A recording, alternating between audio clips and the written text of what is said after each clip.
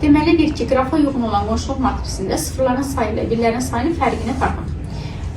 Biz də baxırıq tillərin istiqaməti. İstiqaməti olan tilləri adlandırırıq qövs.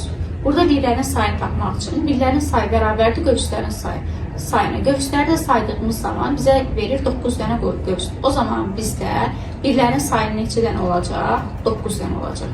Çünki qövslərin sayı 9 dənədir. Sıfırların sayını tapmaq üçün təpə nöqtələrini sayıram. 1, 2, 3, 4, 5 dənə təpə nöqtəmiz var. Təpə nöqtələrin kvadratı, yəni 5-in kvadratı çıxılsın birlərin sayı. Birlərin sayı nə qədərdir? 9 dənə. 16 dənə sıfır alıram. Sıfırların sayı 16 dənədir. Bizə də deyir ki, sıfırların sayı ilə birlərin sayının fərqini tap. 16 dənə sıfırım var, 9 dənə də birim var. 16-dan da çıxırıq 9-un bizə verir 7.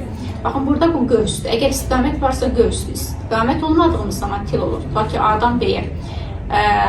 Əgər til olduğu zaman birlərin sayı bizdə nə verir? Tilləri sayırıq, vururuq 2-yə. Bizə verir birlərin sayı. Burada qövs olduğuna görə birlərin sayı ilə qövslərin sayına bərabər olur.